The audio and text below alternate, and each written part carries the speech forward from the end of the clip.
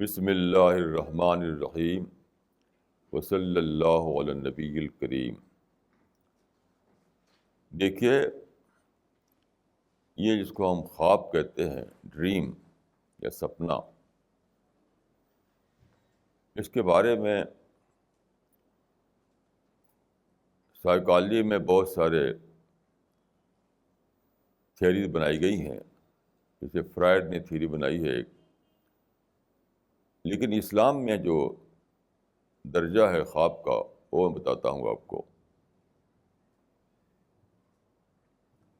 حدیث کے مطابق رسول اللہ صلی اللہ علیہ وسلم نے فرمایا کہ میرے بعد نبوت ختم ہو گئی، اب کوئی نبی آنے والا نہیں، لیکن خواب کی شکل میں نبوت کا ایک درجہ باقی ہے۔ یعنی نبی کس کو کہتے ہیں؟ نبی وہ ہے جس کے پر خدا کی طرف سے ریویلیشن آئے۔ تو ڈائریکٹ ریویلیشن انسان پر آنا یہ تو ختم ہو چکا، لیکن خواب کی صورت میں خدا کی گائیڈنس پھر بھی انسان کے اوپر آتی ہے اور آتی رہے گی۔ تو بخاری میں ایک روایت ہے کہ 3 قسم کے خواب ہوتے ہیں۔ الرؤیا ثلاث، خواب 3 قسم کے ہوتے ہیں۔ وہ ہے حدیث النفس، تخویف الشیطان، بشریٰ من اللہ۔ یعنی اپنے دل کی بات کو دیکھ لینا، شیطان کا ڈراوا، فرائٹننگ، اور تیسری چیز ہے خدا کی طرف سے بشارت۔ بشارت کا مطلب ہے کہ خدا کی طرف سے کوئی سچی خبر انسان کو پہنچائی جائے۔ تو میں سمجھتا ہوں کہ کوئی بھی خواب جب آدمی دیکھتا ہے تو اگر وہ سوچے تو بہت آسانی سے وہ خود ہی اپنے کامن سینس کو یوز کر کے جان سکتا ہے کہ یہ 3 کیٹیگری ہیں خواب کی، ان میں سے کس کیٹیگری میں آتا ہے اس کا خواب۔ یعنی وہ اپنے دل کی بات ہے کہ جو چاہتا تھا وہی دیکھ لیا، یا وہ شیطان کا ڈراوا ہے، یا وہ اللہ کی طرف سے کوئی سچی بات اسے پہنچائی گئی ہے۔ تو علماء نے اس کے لیے جو لفظ استعمال کیا ہے وہ القاء، یعنی ایک ہے الہام اور ایک ہے القاء۔ آپ یہ کہہ سکتے ہیں کہ ایک ہے ریویلیشن، ایک ہے انسپریشن۔ تو میں بہت پہلے سے خواب لکھتا رہا ہوں، میرے پاس کئی ڈائری خوابوں سے بھری ہوئی ہے، اور میرا تجربہ ہے کہ اکثر میرے خواب سچے ہوئے ہیں۔ اس مشن کے سلسلے میں بھی میرے خواب کا سلسلہ شروع ہوا ہے بہت پہلے سے، یعنی بہت پہلے، آزادی سے پہلے، جب میں نوجوانی کی عمر میں تھا تو میں گاؤں میں رہتا تھا، یو پی کے ایک گاؤں میں۔ اس وقت میں نے ایک خواب دیکھا تھا، ان ایکسپیکٹڈلی۔ ابھی تک وہ خواب میری ویوڈ میموری میں موجود ہے۔ میں دیکھا کہ خود اپنے گھر کے سامنے میں کھڑا ہوا ہوں۔ میرا جو گھر تھا وہاں گاؤں میں، تو وہ کافی بڑا گھر تھا، اس میں چھت تھی۔ تو میں چھت کے سامنے نیچے کھڑا ہوا ہوں، چھت کے سامنے، تو میں دیکھتا ہوں کہ اوپر سے چاند اتر رہا ہے، روشن چاند اوپر سے اتر رہا۔ اب میرے دل میں آتا ہے کہ اتر کر یہ کہاں جائے گا، کہاں اترے گا؟ دھیرے دھیرے اتر رہا ہے وہ، اترتے اترتے ٹھیک میری چھت پر آ کے اتر گیا وہ۔ اسی چھت پر میں سویا کرتا تھا عام طور پر۔ چاند اترتے اترتے میری مکان کی اس چھت پہ اتر گیا جہاں میں سویا کرتا تھا رات کو. اس وقت سے یہ خواب میرے مائنڈ میں موجود ہے، اور یہی میں سمجھتا رہا ہوں کہ کوئی بڑا کام خدا کی طرف سے مقدر ہے یا مقدر تھا جس کو انجام پانا تھا. اب میں سوچتا ہوں تو میں سمجھتا ہوں کہ اس کا مطلب یہی تھا کہ خدا کا جو دین ہے اس کو ڈسکور کرنا اور دنیا کو اسے بتانا، اسی کا کلمنیشن ہے یہ CPS کی ٹیم. تو میں سمجھتا ہوں کہ یہ جو میں نے خواب دیکھا وہ سچا خواب تھا. وہ نہ تو شیطان کا ڈراوا تھا، نہ وہ دل کی بات تھی، وہ ایک سچا خواب تھا. یہ خواب میرے دل میں بسا رہا. اس کے بعد بار بار ایسا ہوا کہ میں بہت سے طرح طرح کے خواب دیکھتا رہا. میں نے بہت سے کام کیے گھر والوں کے تقاضے سے. گھر والے چاہتے تھے کہ میں بزنس کروں. کئی بزنس میں نے کیے، وہ سب فیل ہو گیا. والے میرے گھر والے چاہتے تھے کہ میں کوئی سروس کروں. کئی سروس کی بھی کوشش کی، اس میں بھی فیل ہو گیا میں. میرے گھر والے چاہتے تھے میں ایگریکلچرل فارم چلاؤں، اس کی بھی کوشش کی، اس میں بھی فیل ہو گیا میں. میری زندگی ناکامیوں کی ایک کہانی ہے. فیل فیل فیل فیل فیل. آج میں سوچتا ہوں کہ میں کیوں فیل ہوتا رہا. تو مجھے ایسا لگتا ہے کہ میں سیدھا جو راستہ تھا CPS تک پہنچنے کا، اس سے بار بار میں ڈیویٹ ہوتا رہا. کبھی کسی بزنس کی طرف، کبھی کسی سروس کی طرف، کبھی کسی اور چیز کی طرف. اور اگر آپ نے کبھی گاؤں میں دیکھا ہوگا، بچے ایک گھروندا بناتے ہیں لکڑی کے ٹکڑوں کا. اس کو کبھی کوئی آتا ہے، اس کو ٹھوکر مار دیتا ہے. مجھے ایسا لگتا ہے کہ میں نے جتنے بھی گھروندے بنائے وہ سب خدا نے ٹھوکر مار کر گرا دیے. یہ لمبی کہانی ہے کہ کتنے سارے گھروندے میرے ٹھوکر مار کے گرائے جاتے رہے، تاکہ میرا سفر آگے کی طرف بڑھتا رہے. جہاں جہاں میں نے پڑاؤ ڈالنا چاہا، وہاں وہاں کوئی رکاوٹ کھڑی ہو گئی. بہت عجیب و غریب طریقے سے رکاوٹ. ایک مرتبہ ایک سروس تھی گورکھپور میں وہاں گیا. اس سروس کا ملنا میرے لیے یقینی تھا. یہ سیکنڈ ورلڈ وار کے زمانے کی بات ہے، جب لڑائی ہو رہی تھی. تو گورنمنٹ سپروائزر ریکروٹ کر رہی تھی. بہت آسانی سے وہ لے لیتے تھے اس زمانے میں. ٹیمپرری سروس تھی لیکن بہت آسانی سے اس میں لے لیا جاتا تھا آدمی سپروائزر. تو بہت بڑے افسر تھے ایک گورکھپور میں، ان کا نام تھا مسٹر آفاق. تو میں وہاں گیا ان کی سفارش لے کر. کئی دن جاتا رہا تو میرا سلیکشن نہیں ہوا. آخر میں آفاق صاحب نے ایک بہت پرزور خط لکھا، جو وہاں کے بہت بڑے افسر تھے گورکھپور میں. اس کا ایک سینٹنس مجھے اب تک یاد ہے. انہوں نے لکھا تھا کہ آئی hope you will take him on today. I hope you will take him on today. میں بہت خوش گیا اس خط کو لے کر اس آدمی کے پاس، جو آفاق صاحب کے مقابلے میں بہت ہی چھوٹی سروس کا آدمی تھا وہ. لیکن اس کے باوجود اس نے مجھے نہیں لیا اور مجھے لوٹنا پڑا. اسی دلی میں آزادی سے پہلے میرے بھائی جو اقبال احمد سہیل جن کا نام تھا، وہ ڈاکٹر ذاکر حسین کے بہت قریبی دوست تھے. جس زمانے میں ذاکر صاحب جامعہ کے وائس چانسلر تھے،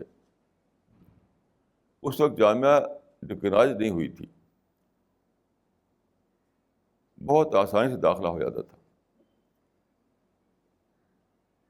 تو میرے بھائی نے ایک بہت ہی لمبا خط لکھا کہ میرے بارے میں کن کا وہاں پر آپ ایڈمیشن لے لیں. وہ خط لے کر آیا میں. آپ اگر ان لوگوں سے پوچھیں جو کبھی ملے ہیں ڈاکٹر ذاکر حسین سے، ہر ایک انویریبلی یہ کہتا ہے کہ ذاکر صاحب کبھی کسی کو انکار نہیں کرتے تھے، انسانیت کا پیکر تھے، انسان کی خدمت کرنا ہی ان کا سب سے بڑا مذہب تھا. اپنی زندگی میں شاید پہلی بار انہوں نے میرے خط کو ٹرن ڈاؤن کر دیا. اس زمانے میں ایڈمیشن جامعہ میں بہت ہی آسان تھا، کیونکہ وہ کوئی گورنمنٹ سے ریکگنائز ادارہ نہیں تھا. وہ تو ایک ایسے ہی تھا. اور میرے ہی ایریا کے 2 آدمی، عبدالرحمٰن اصلاحی اور عبداللطیف اعظمی، اسی ہی کام کے لیے گئے تھے. میری بھی کوالیفیکیشن ٹھیک وہی تھی جو ان لوگوں کی تھی. ان کو لے لیا انہوں نے اور مجھے نہیں لیا. بہت دن تک میں سوچتا رہا.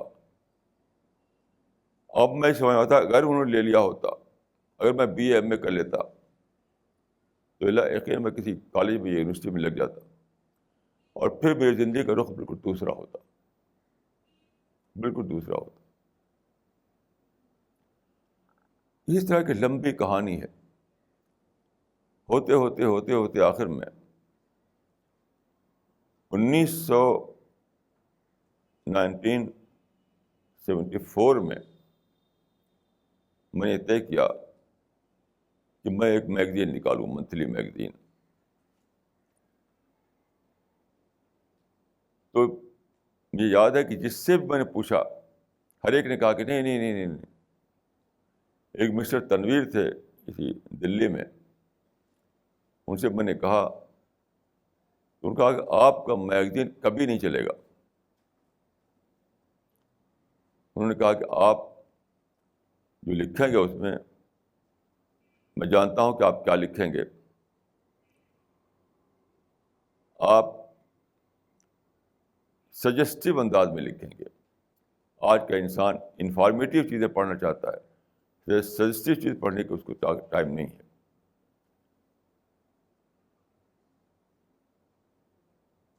تو آپ مت پرچہ نکالیے.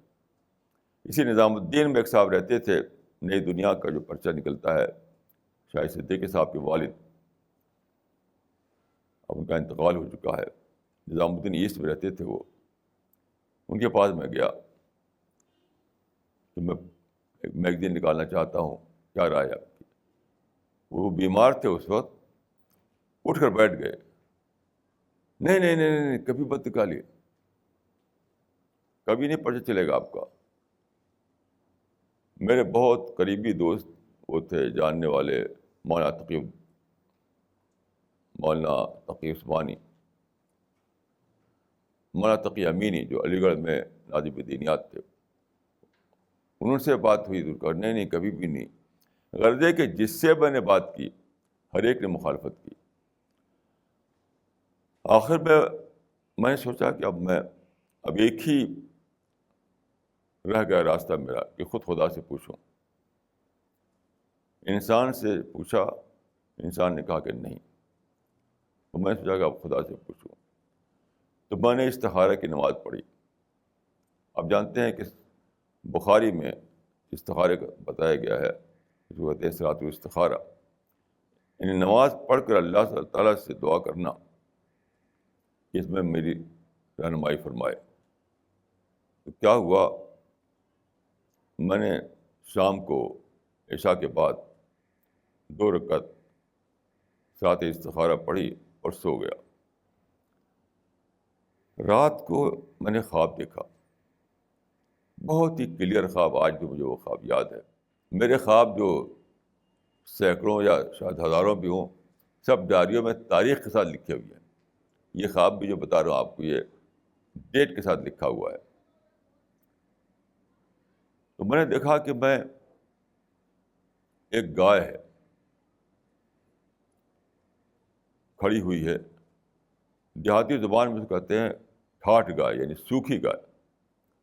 سوکھی گائے کا مطلب یہ ہوتا ہے کہ اس کا تھن خشک ہو گیا, اس کا بچہ نہیں ہے, اب اس سے دودھ ملنا بالکل امپاسبل ہے, جو کہتے ہیں سوکھی گائے. تو ایک سوکھی گائے ہے, اس سے میں دودھ نکالنے جا رہا ہوں.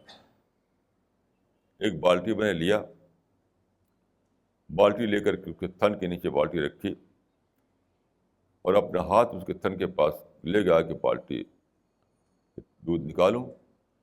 تو میرے آس پاس کئی لوگ کھڑے ہوئے تھے, وہ لوگ ہنس رہے تھے کہ دیکھو اس بیوقوف آدمی کو, سوکھی گائے میں یہ دودھ نکالنے جا رہے ہیں.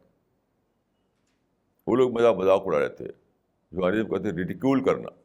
وہ ریڈیکیول کر رہے تھے کہ دیکھو ان کو, سوکھی گائے ہے اس میں یہ دودھ نکالنے جا رہے ہیں. لیکن میں ان لوگوں کی باتوں کی پرواہ نہیں کرتا ہوں کہ خواب میں ایسا ہوا, اور بس میں اپنے ہاتھ سے اس کا تھن سے دودھ نکالنے لگتا ہوں. اس کے بعد ایک میریکل ہوتا ہے, میریکل یعنی دودھ نکلنے لگتا ہے. اتنا دودھ نکلتا ہے کہ بالٹی بھر جاتی ہے اور بھر کر کے دودھ زمین پر بہنے لگتا ہے.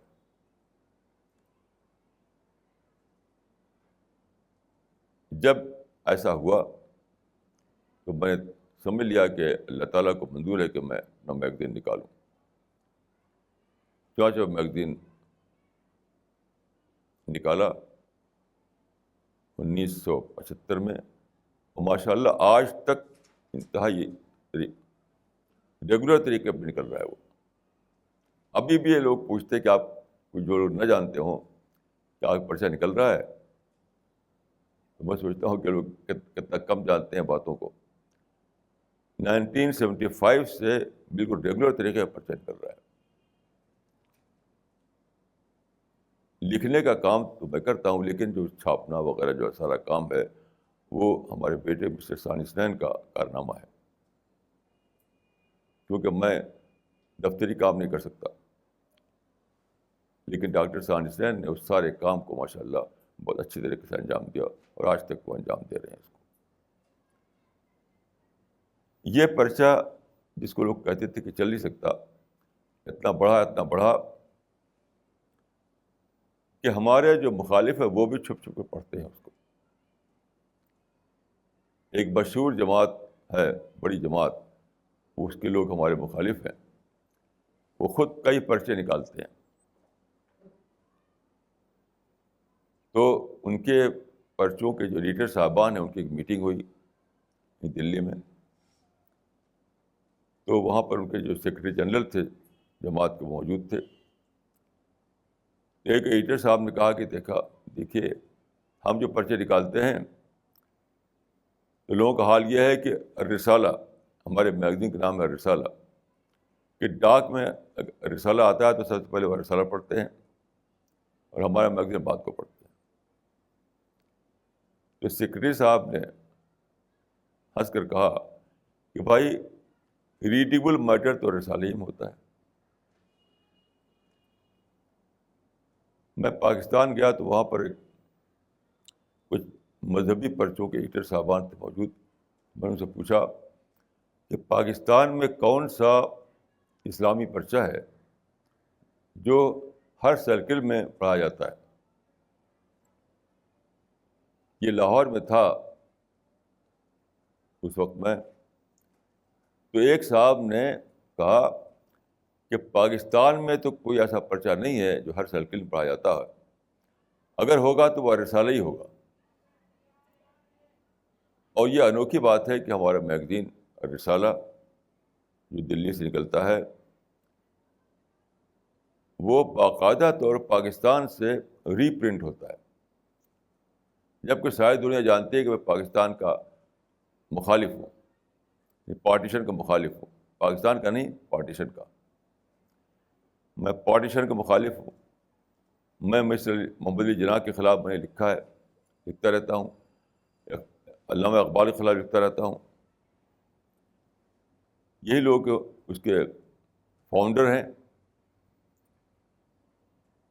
میں وہاں جب گیا تھا تو ایک اخبار میں نے دیکھا کہ 3 تصویریں لگی ہوئی ہیں اخبار میں، ایک پیج پر، اقبال کی، جناح صاحب کی اور لیاقت علی خان کی. اس میں نیچے لکھا ہوا ہے ہی تھاٹ، ہی فاٹ، ہی سیکریفائزڈ. یہ 3 گیا معمار ہیں پاکستان کے، اور تینوں کے بارے میں کرٹیسائز کرتا رہتا ہوں. تب بھی ہمارا میگزین رسالہ پاکستان میں چھپتا ہے، ساری کتابیں وہاں پر چھپی ہوئی ہیں، ساری کتابیں وہاں پہ اویلیبل ہیں. اس طرح سے اللہ تعالیٰ نے مقبولیت کی اس کو. پھر رسالہ ایک مشن نہیں تھا، رسالہ ایک پرچہ نہیں تھا، ایک مشن تھا. ہم نے اس کو بطور مشن کا نکالا. تو یہ رسالہ جو ہے پہلے اردو میں نکلا، پھر انگلش میں، ہندی میں بھی کچھ دن نکلا. اس کے ذریعے سے ہر جگہ ایک سرکل بننے لگا ہمارا رسالہ ریڈرس کا، اور کتابیں وہاں پہنچنے لگی. تو میگزین کے ذریعے اور رائٹنگ کے ذریعے، کتابوں کے ذریعے، اور میں برابر جاتا رہتا ہوں ادھر ادھر. تو دھیرے دھیرے ہر جگہ تقریباً ہمارے سرکل بن گئے، جس کو ہم کہتے ہیں حلقہ یا رسالہ. یہ بڑھتے بڑھتے آپ دیکھیے کہ کئی جگہ ایسا ہے کہ باقاعدہ مرکز قائم ہے، جیسے حیدرآباد میں، بمبئی میں، بنگلور میں، اور کئی جگہ باہر بھی، مثلاً امریکہ وغیرہ میں بھی. اور دلی میں آپ دیکھتے ہیں کہ یہاں پر باقاعدہ یہ کام ہو رہا ہے ماشاء اللہ. تو میں پوری طرح مطمئن ہوں کہ یہ کام اللہ تعالیٰ کی مدد سے چل رہا ہے، آگے بھی چلتا رہے گا. یہاں میں ایک معاملے کی وضاحت کرنا چاہتا ہوں. ایک مرتبہ میں گیا عرب، وہاں سعودی عرب میں ریاض میں ایک مجلس تھی، تو کئی شیوخ اس میں موجود تھے. تو ایک شیخ نے مجھ سے پوچھا کہ آپ جو کام کر رہے ہیں، جو مشن یہ چلا رہے ہیں آپ کے بعد کون اس کو چلائے گا؟ ہو آفٹر یو؟ تو میں ابھی چپ تھا، میں بولا نہیں تھا کہ ایک اور شیخ نے کہا کہ وحید الدین لا یکون الا وحیدا. یہ وحید الدین ایک ہی ہوتا ہے. اس کا مطلب کیا تھا کہ تھنکر ہمیشہ ایک ہوتا ہے. کسی بھی مشن کو کا جو بانی ہوتا ہے، جو تھنکر ہوتا ہے، وہ 2 نہیں ہوا کرتا. ایک ہی مائنڈ ہے جس میں وہ آئیڈیالوجی آتی ہے، وہ تھاٹ آتے ہیں، اور وہ کام کو شروع کرتا ہے. تو ہسٹری بتاتی ہے کہ کسی کام کی کنٹینیوٹی اس پر نہیں ہے منحصر، ایک کے بعد دوسرا پیدا ہو جائے. اب جانتے ہیں گاندھی کے بعد کوئی دوسرا گاندھی نہیں پیدا ہوا، اقبال کے بعد کوئی دوسرا اقبال نہیں پیدا ہوا. ایسی ہی دنیا کا یہ لا آف نیچر ہے. یہ لا آف نیچر ہے کہ ایک تھنکر کے بعد دوسرا تھنکر نہیں پیدا ہوتا. البتہ اس تھنکر کے ذریعے سے ایک ٹرین ٹیم بنتی ہے. یعنی کسی تھنکر کے کام کو، کسی ریفارمر کے کام کو آگے جو چیز چلاتی ہے، وہ ایک ٹرین گروپ ہوتا ہے، نہ کہ ایک اور تھنکر کا پیدا ہو جانا. جو لوگ یہ پوچھتے ہیں کہ بھائی ان کے بعد کیا، وہ غلط سوال کرتے ہیں، کیونکہ یہ لا آف نیچر ہی نہیں ہے. یہ لا آف نیچر نہیں ہے کہ ایک تھنکر کے بعد دوسرا، دوسرے بعد تیسرا پیدا ہوتا رہے. بہت ہی مشکل کام ہے ایک آرگنائز وے میں سوچنا، ایک آئیڈیالوجی ڈیولپ کرنا، کسی سچائی کو ری ڈسکور کرنا. بہت ہی مشکل کام ہے. وہ ایک بار وجود میں آتا ہے. اس کے بعد جو چیز چاہیے وہ ہے گروپ، ٹرین گروپ. تو جیسا کہ میں نے عرض کیا، مسیح کے بعد ان کے کام کو جس نے آگے بڑھایا وہ تھے حواریین، یعنی ٹرین گروپ. اسی طریقے سے محمد رسول اللہ کے بعد جس طرح کام آگے بڑھا وہ بھی صحابہ تھے، یعنی ٹرین گروپ. تو ہمیشہ ایک ٹرین گروپ ریپلیس کرتا ہے، نہ کہ کوئی ایک اور آدمی پیدا ہو جائے.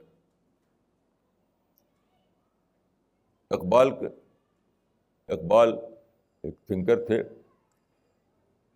لوگ بہت ان کے عقیدت مند ہیں. آخر زمانے میں انہوں نے ایک پرشین میں 2 شعر کہے تھے اپنے بارے میں کہ سرود رفت باز آیت کے نایت، نسیمی از حجاز آیت کے نایت، سرآمد روزگارے ای فقیرے، دیگر دانائے راز آیت کے نایت. اس کا مطلب یہ ہے کہ میں نے جو نغمے گائے، جو باتیں میں نے کہیں، پتہ نہیں دوبارہ کوئی اس کو دہرانے والا ہو یا نہ دہرانے والا ہو. میرا تو خاتمہ قریب آ چکا ہے، اب دوسرا کوئی اقبال پیدا ہو یا نہ پیدا ہو. میں سمجھتا ہوں کہ یہ شعر غلط تھا. اقبال اس بات کو نہیں سمجھ سکے کہ دوبارہ کوئی اقبال نہیں پیدا ہوگا. یہ لا آف نیچر کے خلاف ہے. جس کو بھی دیکھ لیے ہسٹری میں اس کا قصہ یہی ہے کہ وہی چیز دوبارہ ریپیٹ نہیں ہوئی. تو اقبال کے بعد دوسرا اقبال پیدا ہونے والا نہیں تھا. اقبال کو جو کام کرنا تھا وہ یہ تھا، ایک ٹیم تیار کریں، ایک ٹرین گروپ تیار کریں جو ان کے بعد اس کام کو آگے بڑھائے. مجھے اللہ تعالیٰ یہ اللہ کے فضل ہے کہ مجھے یہ بات سمجھ میں آئی، اور میں نے کبھی یہ خواب نہیں دیکھا کہ میرے بعد ایک اور پیدا ہو جائے. یہ خواب میں نے نہیں دیکھا.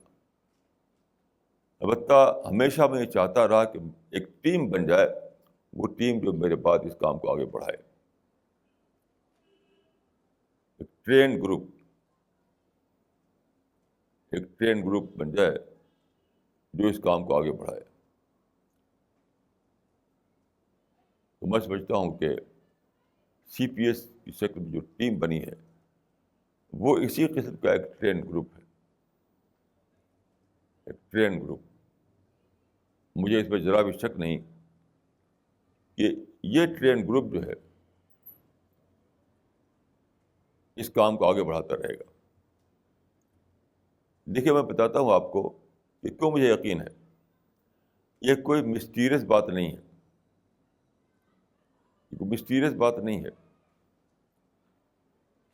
یہ ایسی بات ہے جو بالکل ویل نون ہے، آپ سمجھ سکتے ہیں اس کو. دیکھیے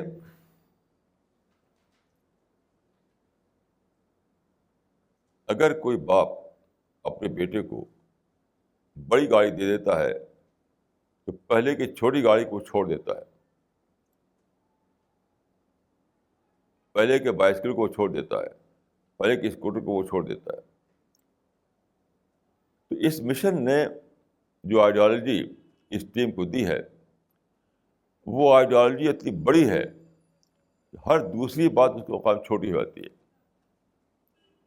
چاہے مٹیریل چارم ہو، چاہے زندگی کی کمفرٹ اور لگژریز ہوں، یا اور طرح طرح کے جو تھاٹ پھیلے ہوئے ادھر ادھر، کوئی بھی چیز مجھے یقین ہے اس آئیڈیالوجی کے مقابلے میں چھوٹی ہے. یہ ٹیم جس نے اس آئیڈیالوجی کو سمجھ لیا ہے اس کے بس میں نہیں رہا ہے یہ بات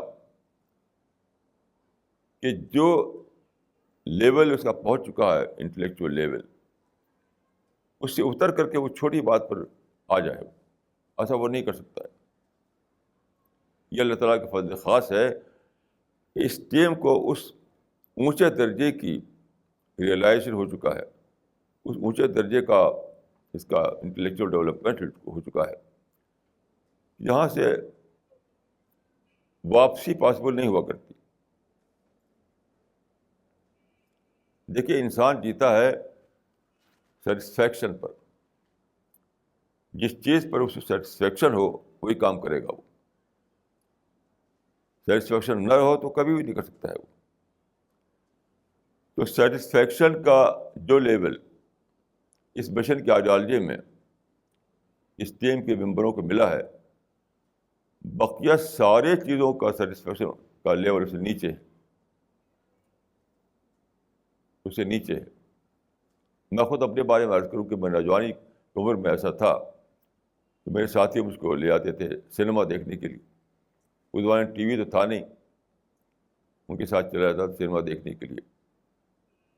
جونپور میں، اعظم گڑھ میں، کانپور میں کئی جگہ ایسا ہوا. آج اگر مجھے کوئی کہے کہ سنیما دیکھنے چلو، میں تم کو 1 کروڑ روپیہ دوں گا، ابھی میں نہیں جاؤں گا. کیوں؟ اب میرا انٹلیکچوئل لیول ایک ایسے سطح پر آ چکا ہے کہ اب ٹی وی اور سنیما یہ سب مجھے بہت بہت ہی تچھ معلوم ہوتے ہیں. تچھ، چھوٹے درجے کی چیز. میں ان سے انجوائے نہیں کر سکتا. پہلے شاید میں کچھ انجوائے کرتا رہا ہوں جب میری ڈسکوری نہیں ہوئی تھی. اب جب ڈسکوری ہو چکی ہے، سچائی کا اونچا گیان مجھ کو ہو چکا ہے، تو اب میں ان چیزوں میں جو ٹی وی میں دیکھتے ہیں آپ، جو سنیما میں آپ دیکھتے ہیں، اس میں انجوائے نہیں کر سکتا. آپ یقین کیجیے کہ جب میں کسی کو دیکھتا ہوں کہ وہ ٹی وی میں انجوائے کر رہا ہے، وہ میوزک میں انجوائے کر رہا ہے، یقین کیجیے مجھے اس کے اوپر ترس آتا ہے کہ ابھی تک یہ اینیمل لیول پر جی رہا ہے. اس کو پتہ نہیں کہ انجوائمنٹ کا ایک اور لیول ہے جس کے بعد یہ سب چیزیں بالکل حقیر ہو جاتی ہیں، کوئی ویلیو ان کی نہیں رہتی. یہ میرا ذاتی تجربہ ہے. ہماری اس ٹیم میں بھی کئی لوگ ایسے ہیں جن کے بارے میں کہہ سکتا ہوں کہ وہ ان کو دلچسپی تھی مثلا میوزک سے اور ٹی وی سے، لیکن آج انہیں ان چیزوں سے وہ انجوائے نہیں کر پاتے کیوں؟ ان کا انٹلیکچوئل لیول اونچا ہو گیا. یہ مشن جو ہے خدا کے فضل سے انٹلیکچوئل لیول اتنا اونچا کر دیتا ہے کہ وہ اپنے آپ میں اس بات کی گارنٹی ہے کہ آدمی کہیں ڈیویٹ نہ کرے، کہیں پیچھے نہ ہٹے.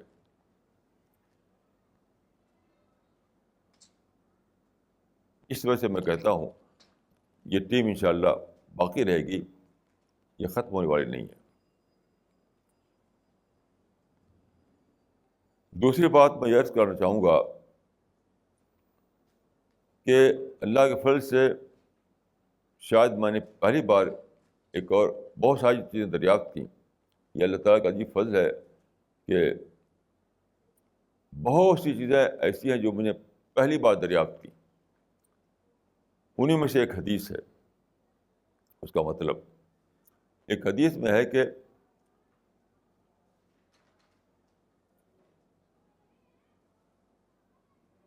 مثل امتی کمثل المطر لا یدری اولہ خیر ام آخرہ. میری امت کی مثال بارش جیسی ہے، نہیں معلوم کہ اس کا شروع کا حصہ زیادہ اچھا ہے یا بعد کا حصہ زیادہ اچھا ہے. اس حدیث کا مطلب اگر آپ شرحوں میں پڑھیں، کمنٹریز میں پڑھیں تو کچھ کلیئر نہیں ہوتا. مجھے اللہ کے فضل سے یہ ڈسکوری ہوئی کہ اس کا مطلب کیا ہے. اس کا مطلب یہ ہے کہ ایک ہے ریئلائزیشن جو ٹریڈیشنل فریم ورک میں ہوتا ہے، ایک ہے وہ ریئلائزیشن جو سائنٹیفک فریم ورک میں ہوتا ہے. دونوں میں بہت زیادہ فرق ہے. جو عربی میں کہتے ہیں شتان ما بینہما. تو اس سے پہلے انسان کو جو معرفت یا جو ریئلائزیشن ہوتا تھا وہ ٹریڈیشنل فریم ورک میں ہوتا تھا. آج کا انسان اس پوزیشن میں ہے کہ وہ سائنٹیفک فریم ورک میں سچائی کو ریئلائز کر سکے. دونوں میں بہت فرق ہے. مثال کے طور پر دیکھیے کہ ٹیلیسکوپ بننے سے پہلے انسان جب آسمان کی طرف دیکھتا تھا تو چھوٹے چھوٹے ستارے اس کو دکھائی پڑتے تھے. وہ سمجھتا تھا کانشیسلی یا انکانشیسلی کہ جتنے بڑے وہ دکھائی دے رہے ہیں اتنے بڑے وہ ہیں بھی. اور نیکڈ آئی سے ہارڈلی 10,000 ستارے دکھائی پڑتے تھے. اگر آپ گننا چاہیں تو مشکل سے 10,000 گنے گے آپ پہلے. آج آپ جانتے ہیں کہ ٹیلیسکوپ جو بنے ہیں، ماڈرن ٹیلیسکوپ، اس کو دیکھنے کے بعد معلوم ہوا یہ ستارے بہت ہی بڑے ہیں، بہت ہی بڑے ہیں، بہت ہی بڑے ہیں، بہت دور ہیں ہم سے، اور ان کی گنتی نہیں کی سکتی، کاؤنٹ لیس ہیں وہ.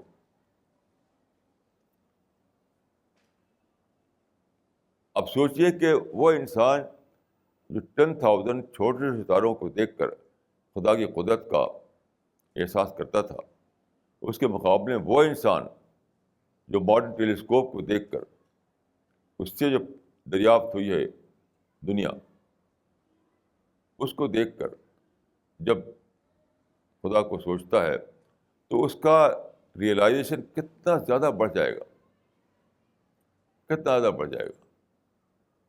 یہ ایک چھوٹی سی مثال ہے. اس طرح کے بلین بلین مثالیں ہیں جو بتاتی ہیں کہ ٹریڈیشنل فریم ورک میں جو ریئلائزیشن تھا اس کے مقابلے میں سائنٹیفک فریم ورک میں جو ریئلائزیشن پاسبل ہوا ہے وہ بہت بڑا ہے، بہت بڑا ہے، بہت بڑا ہے. یہ بھی ہماری ٹیم کے فیور میں ہے. یہ بھی ہماری ٹیم کے فیور میں ہے. کیوں؟ پہلے زمانے میں جو ٹیم بنتی تھی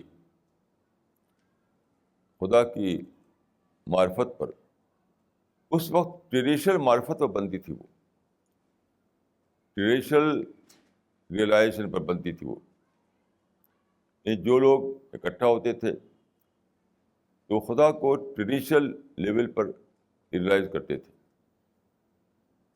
آج جو ٹیم بنی ہے اللہ کے فضل سے، وہ اس پوزیشن میں ہے کہ سائنٹیفک لیول پر خدا کو ریئلائز کر سکے. یعنی بلین ملین ٹائم زیادہ، بلین ٹریلین ٹائم زیادہ بڑا ریئلائزیشن.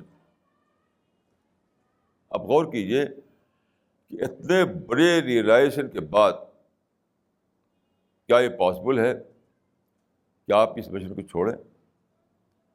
میں سمجھتا ہوں کہ بالکل پاسبل نہیں ہے. لیکن میں یہ کہوں گا کہ کبھی بھی انسان شیطان کے اٹیک سے بچا ہوا نہیں ہے. شیطان کا طریقہ کیا ہے؟ وہ ہے تزیین. تزیین کا مطلب ہے کسی غلط عمل کو بیوٹیفائی کرنا.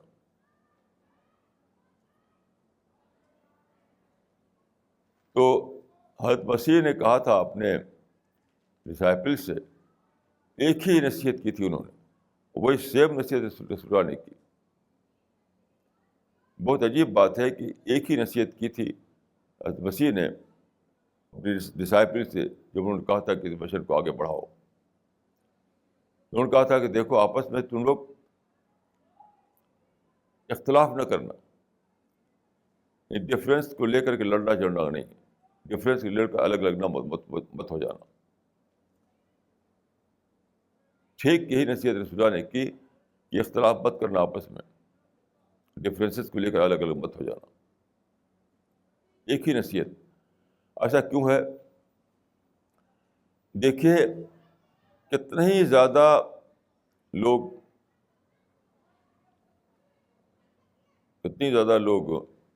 معرفت کو پائے ہوئے ہوں، کتنی زیادہ ان کو ڈسکوری ہوئی ہو، کتنے زیادہ وہ ایجوکیٹڈ ہوں، لیکن difference is a part of nature. یاد رکھیے ڈفرینس جو ہے وہ پارٹ آف نیچر ہے. کبھی بھی یہ ممکن نہیں ہے کہ ڈفرینسز نہ آئیں. امپاسبل ہے. یہاں تک قرآن سے معلوم ہوتا ہے کہ دو پرافٹ اگر ایک ہی زمانے میں ہوں تو دو پرافٹ کے بیچ میں بھی ڈفرینس آ جاتا ہے, جیسا کہ موسیٰ ہارون میں ہوا. تو ڈفرینس کا پیش آنا جو ہے اٹ از بٹ نیچرل. اس وجہ سے کسی ٹیم کا ٹوٹنا ہمیشہ صرف ایک سبب سے ہوتا ہے, وہ ڈفرینس. جب بھی کوئی ٹیم ٹوٹی ہے تو صرف اس لیے ٹوٹی ہے کہ ڈفرینسز آ گئے لوگوں میں, اس کو لے کے لوگ الگ الگ ہو گئے. اسی لیے حضرت مسیح نے سب سے زیادہ زور دیا تھا اس پر کہ تم لوگ کبھی بھی ایسا مت کرنا کہ ڈفرینس کو لے کر کے الگ الگ ہو جاؤ.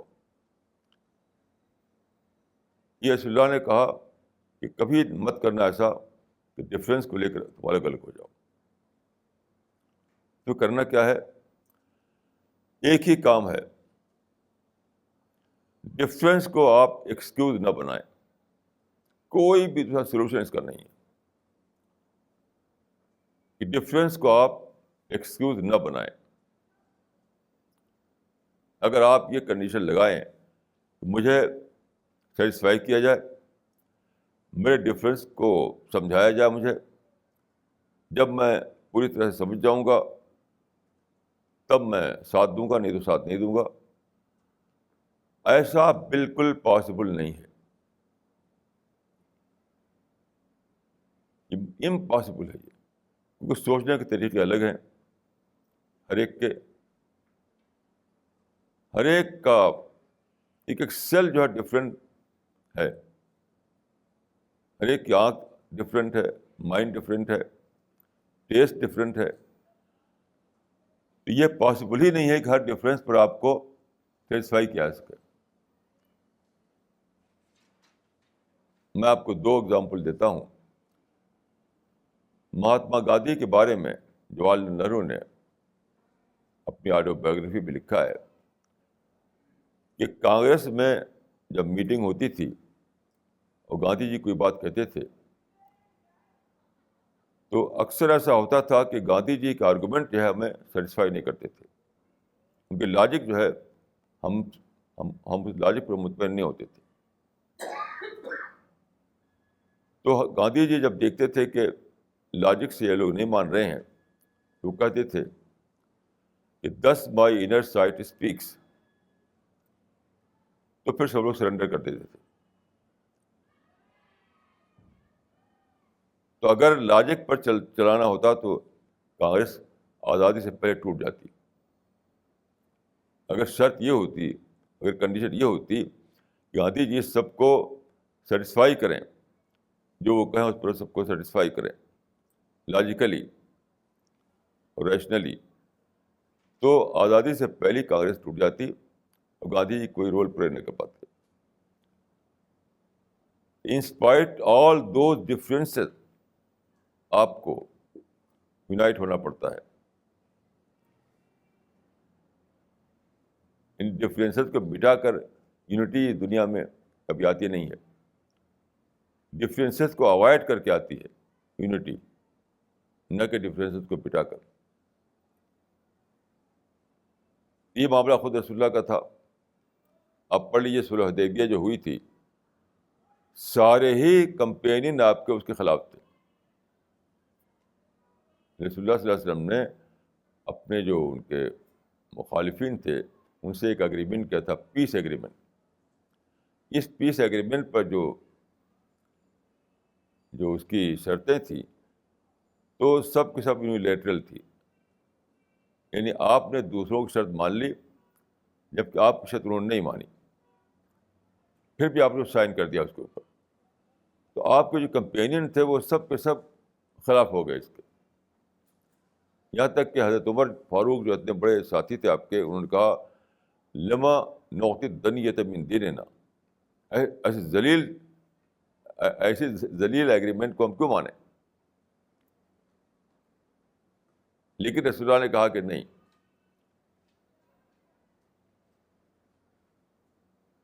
اسی کو ماننا ہے. مجھے خدا کی طرف سے یہی میسج ملا ہے کہ میں اس طرح سے ایگریمنٹ کروں. سب لوگوں نے سرنڈر کر دیا. تو یاد رکھیے، کوئی بھی بڑا کام وہ لوگ کرتے ہیں جن میں یونٹی ہو. اور یونٹی آتی ہے کب؟ جب ڈفرینسز کو لوگ ایکسکیوز نہ بنائیں، ڈفرینسز کے باوجود ملے رہیں. یہ ہے راز. میں سمجھتا ہوں کہ ساری باتیں آپ کے حق میں آ چکی ہیں. یہی ایک پوائنٹ ہے جس پہ آپ کو اپنے آپ کو کانشیسلی اپنے ذہن میں بٹھانا ہے کہ ہمیں کسی بھی حال میں اپنی یونٹی کو توڑنا نہیں ہے. رسول اللہ نے جو بیعت لی تھی صحابہ کرام سے، اس کو میں عرض کروں کہ اس پر بیعت ہوتی تھی.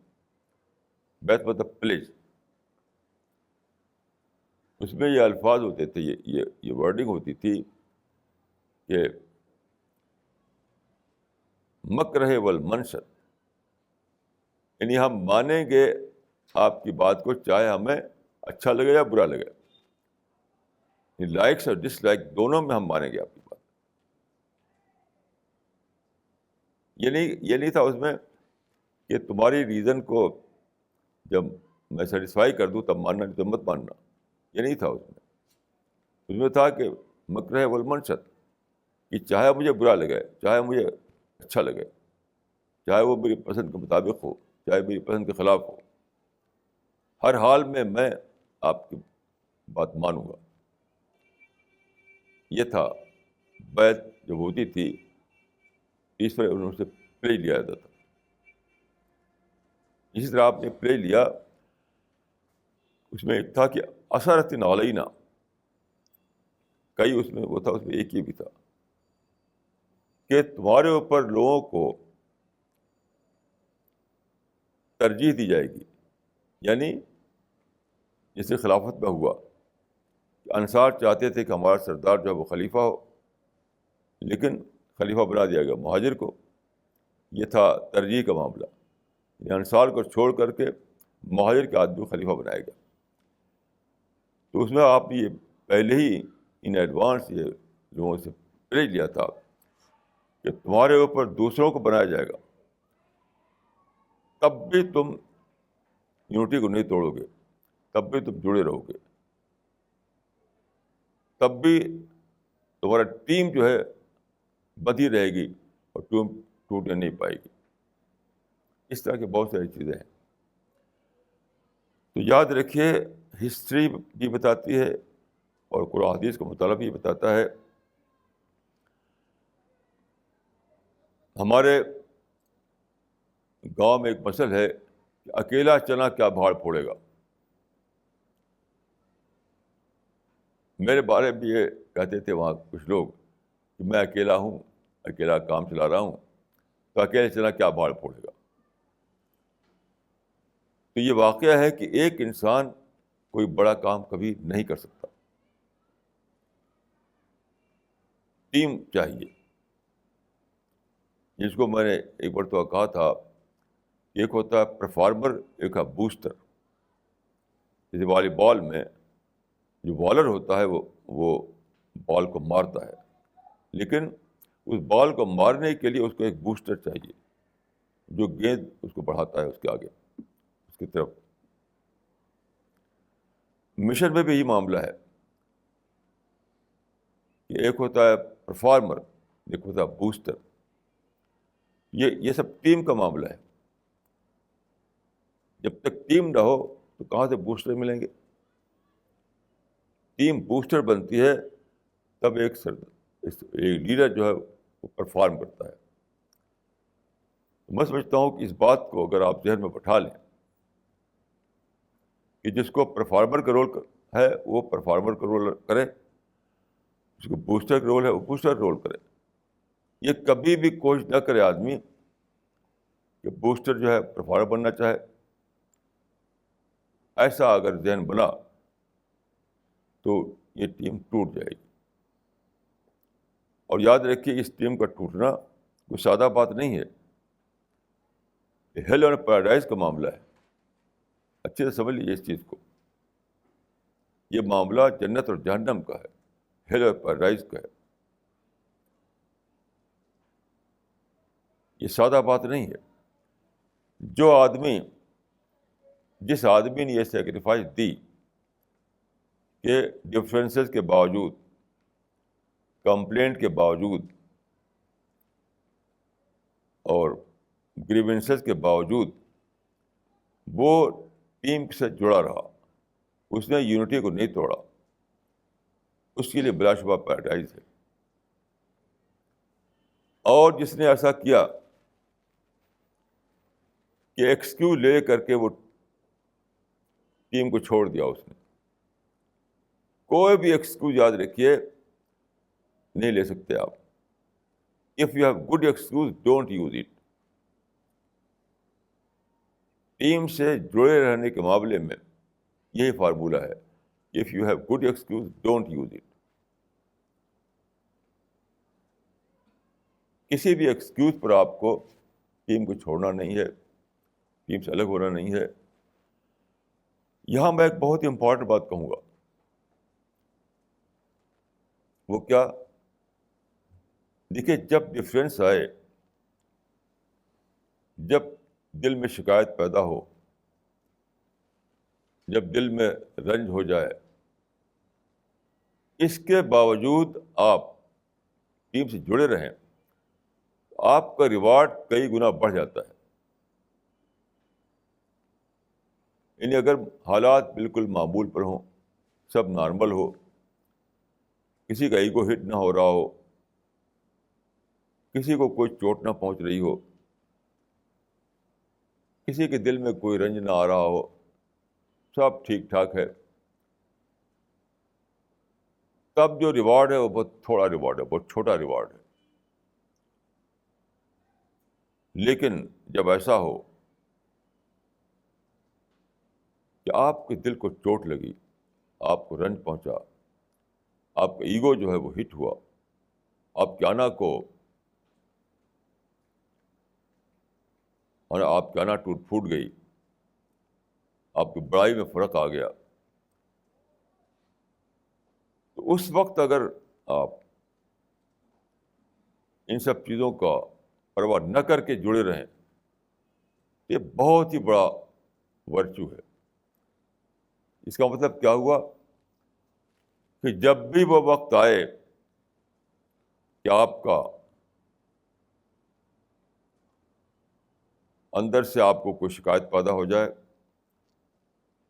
اندر سے آپ کو کوئی ڈفرینس آ جائے, یہ سمجھ لیے کہ زیادہ بڑا ریوارڈ پانے کا وقت آ گیا. زیادہ بڑا ریوارڈ پانے کا وقت آ گیا. یہ بہت ہی امپورٹنٹ بات ہے. جو سیکولر مشن ہوتے ہیں, سیکولر مشن میں یہ چیز نہیں ہوتی. سیکولر مشن دیکھیے اسی دنیا میں شروع ہوا, اسی دنیا میں ختم ہو گیا. لیکن جو خدائی مشن ہے, جو ڈیوائن مشن ہے, وہ آپ جانتے ہیں کہ پری ڈیتھ پیریڈ میں بھی ہے اور پوسٹ ڈیتھ پیریڈ میں بھی ہے.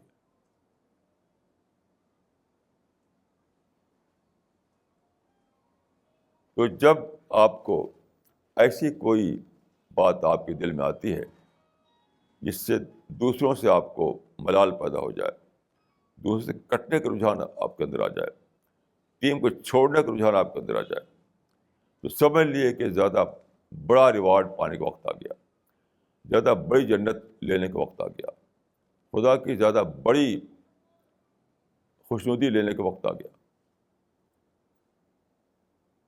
یہ تو بہت بڑی بات ہے. جب تک آپ کے دل میں یہ چیز بیٹھی ہوئی نہ ہو, تب تک آپ اس میں جم کر نہیں کام کر سکتے.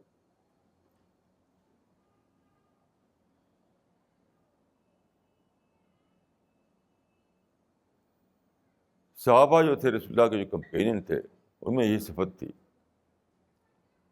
انہوں نے کسی ایکسکیوز کو ایکسکیوز نہیں بنایا. کیوں؟ وہ سمجھتے تھے کہ اس ایکسکیوز نہ بنا کر کے میں زیادہ بڑا ثواب لوں گا خدا کے یہاں، زیادہ بڑا ریوارڈ ملے گا خدا کے یہاں.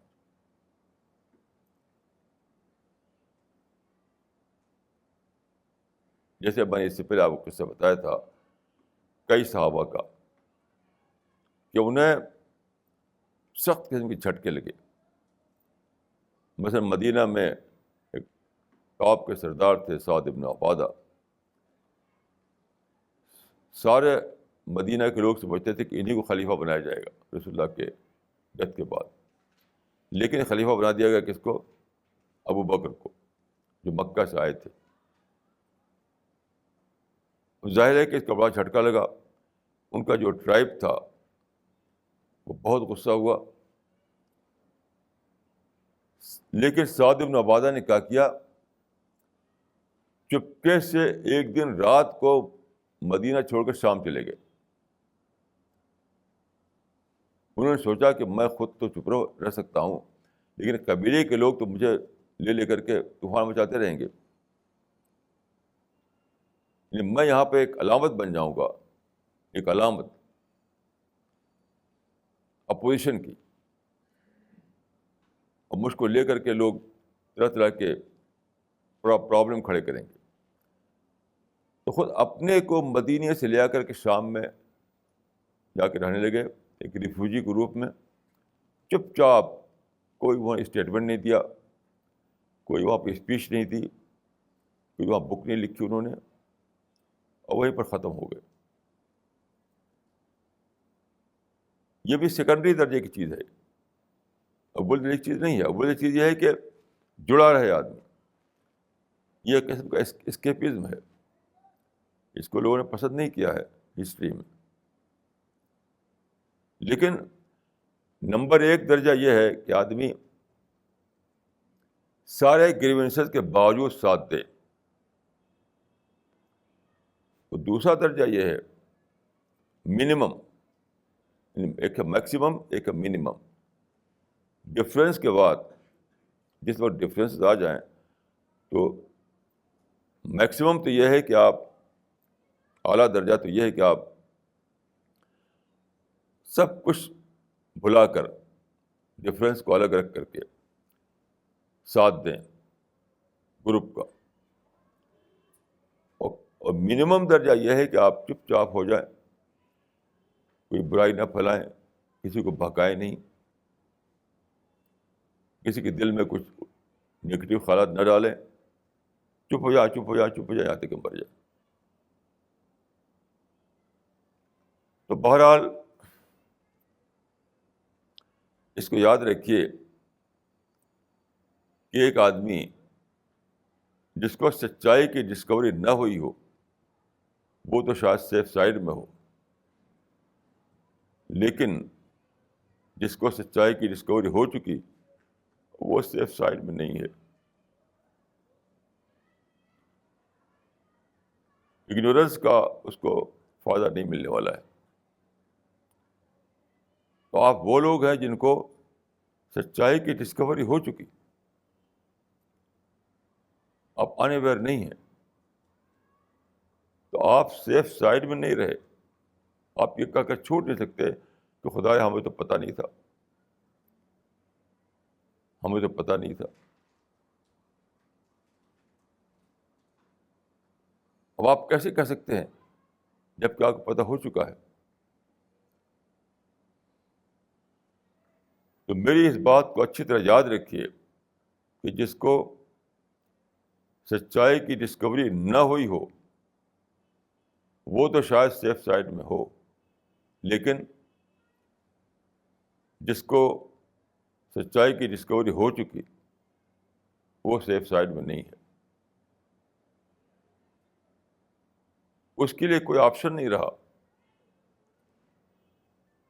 جس کو سچائی کی ڈسکوری ہو چکی اس کے لیے کوئی آپشن نہیں رہا. اس کی ساری کشتیاں جل چکی ہیں، واپسی کشتی باقی نہیں ہے. مشہور ہے کہ طارق جب موراکو سے آگے بڑھ کر کے اسپین میں داخل ہوا تو جن کشتیوں سے وہ سمندر پار کر کے گئے تھے اسپین، تو اس نے ساری کشتیوں کو جلا دیا، حکم دے دیا کہ ان کشتیوں کو جلا دو، ایسا کہا جاتا ہے۔ کیوں؟ اس نے کہا کہ دیکھو اب تمہارے لیے واپسی کا کوئی راستہ نہیں ہے،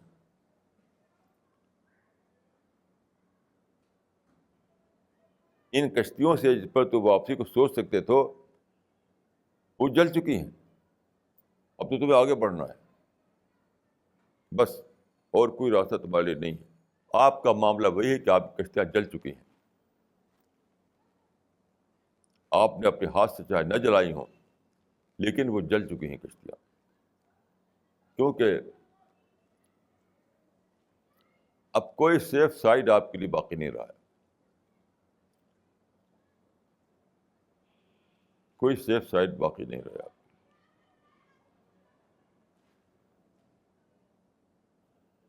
دوسری بات میں یہ عرض کروں گا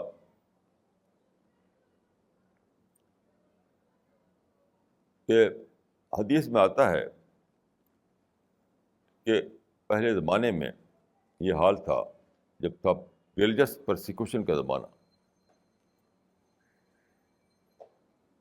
تو ایک آدمی کہتا تھا کہ خدا ایک ہے تو اسی وقت اس کو قتل کر دیا جاتا تھا، یعنی خدا ایک ہے کہنے پر قتل ہو جاتا تھا۔ آج کیا ہے؟ اب ہم ریلیجس فریڈم کے زمانے میں ہیں۔ آپ کو خدا نے، آپ کے ٹیسٹ کو خدا نے کتنا آسان کر دیا ہے۔ ان لوگوں کو ٹیسٹ دینا پڑتا تھا تلوار کے سائے میں، اپنے کو ڈسٹرائے کر کے، اپنے کو بروا کر کے سچائی کا اعلان کرنا پڑتا تھا۔ کیا پوٹیشیم سائنائڈ کھانا پڑتا تھا سچائی کا اعلان کرنے کے لیے۔ آج کیا ہے؟ آپ کو آزادی ہے، آج آپ کو فریڈم ملی ہوئی ہے۔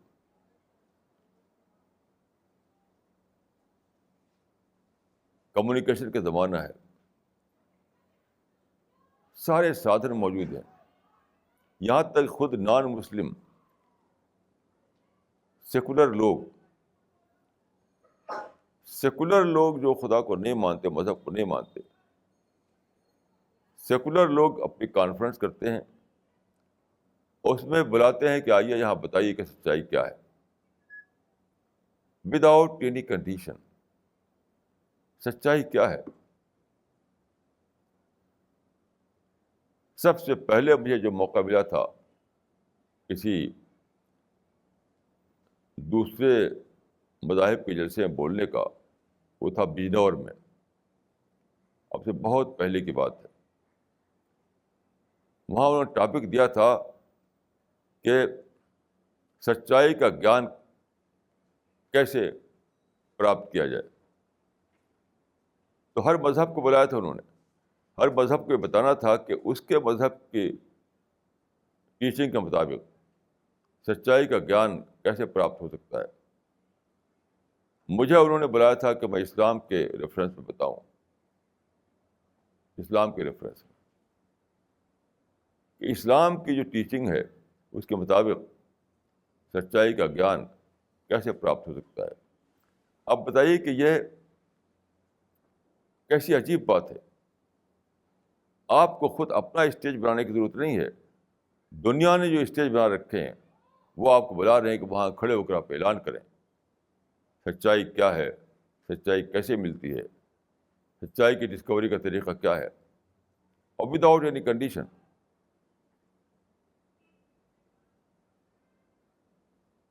ابھی میں گیا تھا سائی سینٹر میں جو وہاں پر ہے بنگلور کے پاس، تو مشہور جو ہے سائی بابا، بہت ہی بڑا سینٹر ان کا ہے، یعنی پرائیویٹ ایئرپورٹ بھی ان کا ہے، اتنا بڑا سینٹر ہے ان کا۔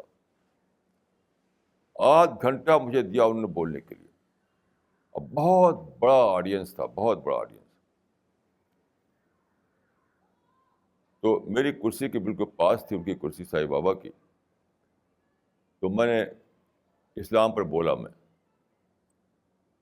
تو سائی بابا جو ویل چیئر پر رہتے ہیں اپنی ویل چیئر چلا کر میرے پاس آئے, بالکل میرے پاس آ کر کہتے ہیں کہ مولانا صاحب بہت اچھا بولے آپ.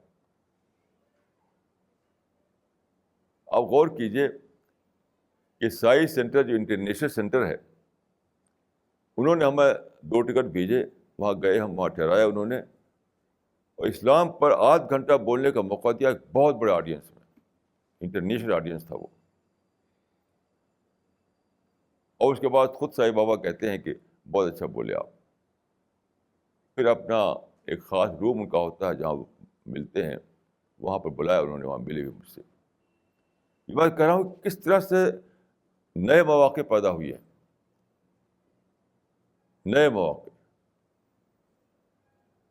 ایک بہت عجیب بات یہ ہے کہ اس زمانے کی جو سب سے بڑی خاصیت ہے وہ یہ ہے کہ اسپرٹ آف انکوائری ہے لوگوں میں, اسپرٹ آف انکوائری. مثلاً سلمان رشدی کا قصہ پیش آیا تو بلین کاپی قرآن مجید کی بک گئی, یہ جاننے کے لیے بھائی یہ کیا ہے جسے مسلمان اتنا شور کر رہے ہیں. ابھی جو کارٹون کا قصہ ہوا ڈنمارک کارٹون کے اوپر, تو دوبارہ ایسے ہوا کہ ملین کاپیاں بک گئی. خود ہمارے گڈ ورڈ کے لوگ جہاں گئے بک اسٹال لگا کر, تو قرآن کا ترجمہ سب سے خریدا لوگوں نے. کیوں؟ یہ اسپرٹ آف انکوائری کی وجہ سے. بھائی یہ مذہب میں کیا بات ہے, اتنا ہنگامہ کیوں کر رہے ہیں کارٹون کے اوپر, کارٹون سے کیوں اتنا غصہ ہیں یہ لوگ؟ تو جانو کہ ان کا مذہب کیا ہے, ان کے مذہب کی ٹیچنگ کیا ہے. یہ اسپرٹ آف انکوائری ایسا اس سے پہلے کبھی بھی تاریخ میں نہیں تھا, کبھی بھی نہیں تھا ایسا. تو آپ غور کیجئے کہ سارے اپرچونیٹیز آپ کو کھول دی گئی, سارے مواقع آپ کے لیے کھول دیے گئے, ساری فیسلٹیز آپ کو دے دی گئی. اب بھی اگر آپ نہ کریں اس کام کو, مجھے بتائیے کہ خدا کے ہاں آپ کا جواب کیا ہوگا. میں سمجھتا ہوں کوئی جواب نہیں ہوگا, کوئی بھی جواب نہیں ہوگا. ایک بات میں یہ بھی عرض کرنا چاہتا ہوں کہ یہ دعویٰ ورک ہے, یہ کیا چیز ہے دعویٰ ورک, خدا کے میسج کو پھیلانا. دیکھیے خدا نے بہت بڑی دنیا بنائی, ہر چیز خدا کے ڈائریکٹ کنٹرول میں ہے. گھاس کا اگنا, پلانٹ اور اسٹارز کا چلنا, دریا کا رواں ہونا, ہواؤں کا چلنا, جو بھی ہے سب کچھ ڈائریکٹ طور پر خدا کنٹرول کر رہا ہے ہر چیز کو. صرف ایک کام ایسا ہے جو خدا خود نہیں کر رہا ہے, اسی کام کے لیے خدا چاہتا ہے کہ انسان کرے اس کو. اسی لیے اس کو کہا گیا ہے خدا کی مدد کرنا, خدا کی مدد کرنا. اسی کے لیے کہا گیا کہ انصار اللہ, یعنی جو لوگ اس کام کو کریں وہ انصار اللہ ہیں, خدا کے ہیلپر ہیں. اب غور کیجئے کہ جو خدا قادر مطلق ہے وہ کون سا کام ہے جو خدا خود نہیں کر سکتا, آپ سے چاہتا ہے کہ آپ کریں, وہ یہی ہے. کیونکہ انسان کو خدا نے آزادی دی ہے, اس کو ٹیسٹ پر رکھا ہے, تو اگر خدا خود سامنے آ جائے تو کمپلشن کریٹ ہو جائے گا. اگر خدا آپ میں اینجل کو بھیج دے, خدا خود سامنے آ کر آواز دینے لگے لوگوں کو, تو پھر کمپلسیولی لوگوں کو ماننا پڑ جائے گا, اور خدا یہ چاہتا نہیں. خدا چاہتا ہے کہ اپنے آزاد ارادے سے, اپنی فری چوائس سے لوگ مانیں خدا کو, خدا کی بات کو, خدا کی سچائی کو. تو فریڈم آف چوائس کو باقی رکھنے کے لیے خدا نے ایسا کیا ہے کہ وہ خود سامنے نہیں آتا, وہ خود سامنے نہیں آتا. انسان وہ چاہتا ہے کہ انسانوں میں سے کچھ لوگ اٹھیں اور وہ خدا کی طرف سے یہ کام انجام دیں، خدا کی طرف سے یہ کام انجام دیں۔ تو آپ غور کیجئے، ایک سچا دائی جب اپنے گھر سے نکل کر چلتا ہے دعوت کو پہنچانے کے لیے،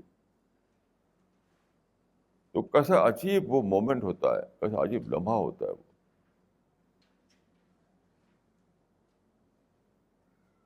یعنی اس کے دل میں احساس ہوتا ہے کہ میں وہ کام کرنے جا رہا ہوں جو اس سے مجھے کو انجام دینا ہے، میں وہ کام کرنے جا رہا ہوں جو خدا خود نہیں کر سکتا، خدا اپنے انجیل کے ذریعے نہیں کر سکتا، اس کام کو میں انجام دینے جا رہا ہوں۔ اور غور کیجیے کہ ساری کائنات اس انسان کو کیسے عجیب طریقے پر دیکھتی ہوگی کہ جو خدا والے کام کے لیے اٹھا ہو وہ آدمی سچے دل سے۔ یہ ہے وہ کام جو آپ کو کرنا ہے۔ تو میں سمجھتا ہوں کہ سارا سامان اکٹھا ہو چکا ہے۔ یہ بھی عرض کر دوں کہ آپ اس زمانے میں کام کا طریقہ وہ نہیں ہو سکتا جو پہلے ہوتا تھا۔ اب ہم پریس کے دور میں ہیں، ویڈیو پر ہر چیز آ چکی ہے، کتابیں موجود ہیں۔ اب آپ کو کرنا کیا ہے؟ انہیں کو پھیلانا ہے۔ لٹریچر کو پھیلائیے، ویڈیو ریکارڈ کو پھیلائیے، ریڈیو اور ٹی وی پر ان باتوں کو لے آئیے۔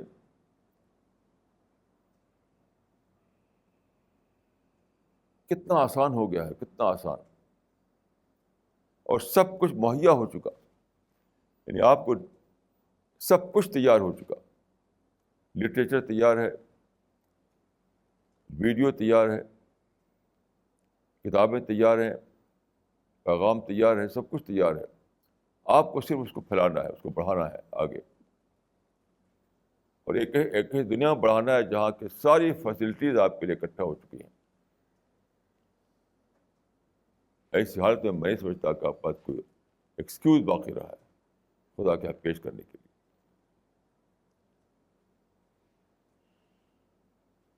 کوئی بھی ایکسکیوز نہیں۔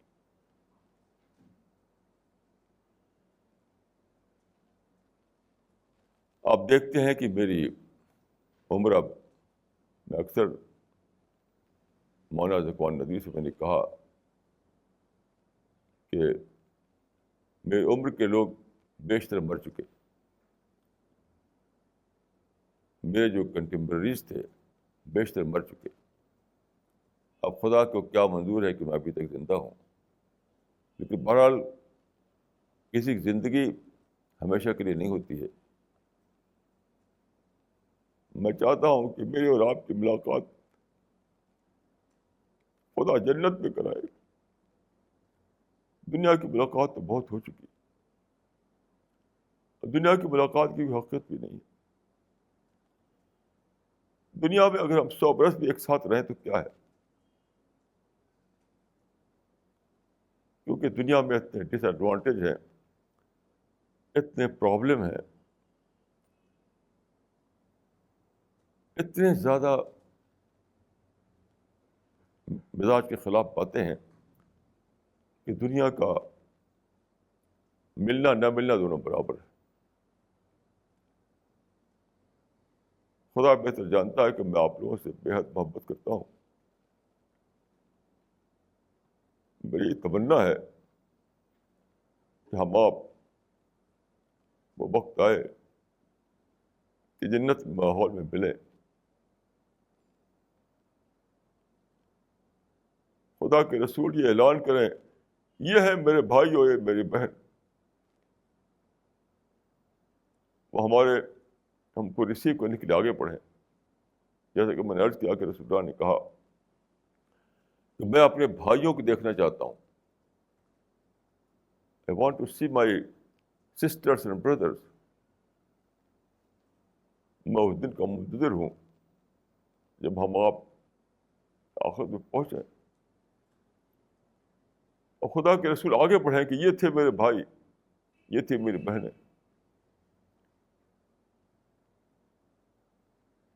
خدا نے اعلان کرایا تھا کہ من انصاری اللہ، کون ہے خدا کی مدد کرنے والا. تو میری تمنا ہے قیامت میں خدا یہ اعلان کرے کہ یہ تھے وہ لوگ جنہوں نے میری مدد کی دنیا میں، آج میں ان کو اپنی بلیسنگ سے، اپنی رحمتوں سے نوازوں گا. سب سے بہتر زندگی وہ ہے جو خدا کے پڑوس میں گزرے. جنت خدا کے پڑوس کا دوسرا نام ہے. اپنا ٹارگٹ پیراڈائز کو بنائیے، اپنا ٹارگٹ خدا کو بنائیے، اپنا ٹارگٹ سچائی کے پھیلانے کو بنائیے.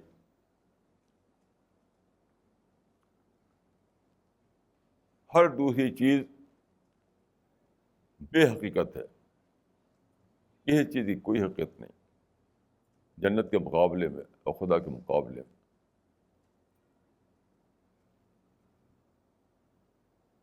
اپنی پرائرٹی کو سیٹ کیجیے، اپنے ٹارگٹ کو درست کیجیے، اپنے فوکس کو صحیح کیجیے.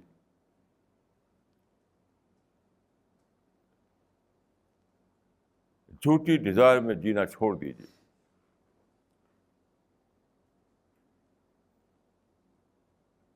جھوٹے انٹرٹینمنٹ میں جینا چھوڑ دیجیے.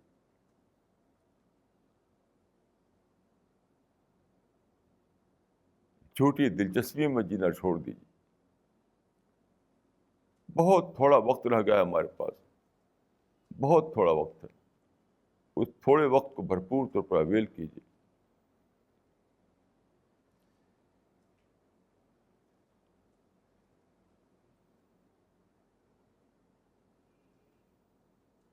اور بلا شبہ جنت سے بڑی کوئی چیز نہیں جس کو آدمی اس کا طالب بنے. حدیث میں آتا ہے کہ ما رأیت مثل النار نام حاربها وما رأیت مثل الجنت نام طالبها. میں نہیں دیکھا کہ جہنم جس سے لوگ بھاگنا چاہیے اس سے لوگ بھاگ نہیں رہے ہیں، اور جنت جس کی طرف لوگوں کو دوڑنا چاہیے اس کی طرف لوگ دوڑ نہیں رہے ہیں. تو اللہ تعالیٰ ہمیں ان لوگوں میں نہ بنائے جو جنت کے دوڑ نہیں رہے ہیں. ہمیں ان لوگوں میں بنائے جنہوں نے پیراڈائز کو اپنا ٹارگٹ بنایا، خدا کو اپنا فوکس بنایا.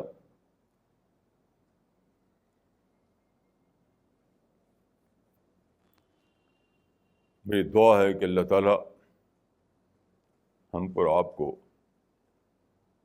اپنے دین کے لیے قبول فرمائے، ہم کو جنت کے لیے قبول فرمائے، ہم کو اپنی بلیسنگ کے لیے قبول فرمائے.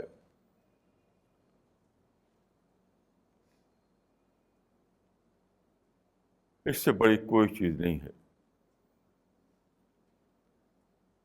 ربنا تقبل منا انک انت السمیع العلیم وتب علینا انک انت التواب الرحیم.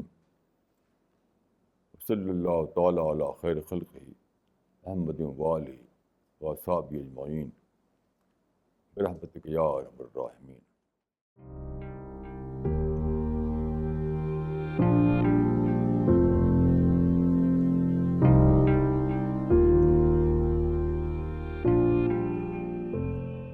السلام علیکم. سب سے پہلے میں اس خواب کے بارے میں بتانا چاہوں گا کہ جو میں نے آج دیکھا ہے.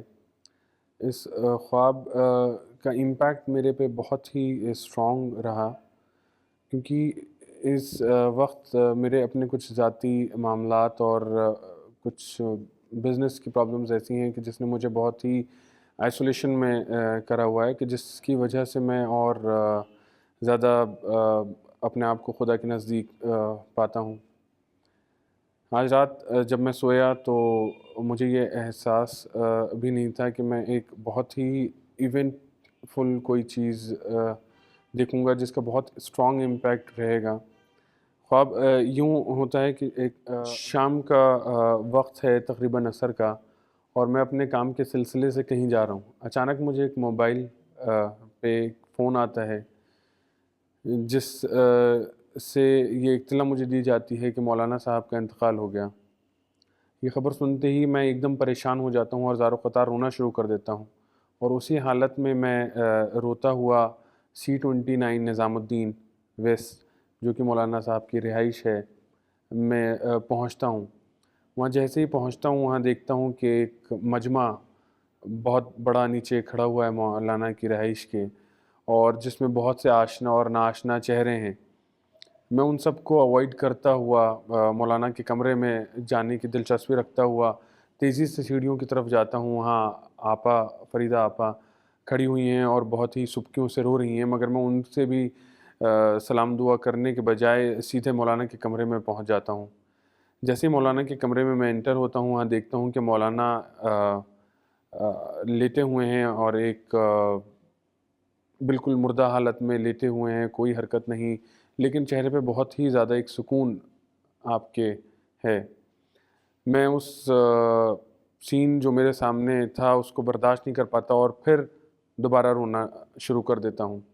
CPS ٹیم کے ممبرز آتے ہیں اور آ کے مجھے سمجھاتے ہوئے نیچے لے کے جاتے ہیں، اور نیچے میں آتا ہوں تو مجمع میں کافی باتیں ہو رہی ہوتی ہیں جس میں سنتا ہوں، جن میں سے کچھ لوگوں کے چہرے پہ بہت ہی رنجش اور ملال تھا، اور کچھ لوگوں کی بہت ہی زیادہ خوشی بھرا چہرہ تھا۔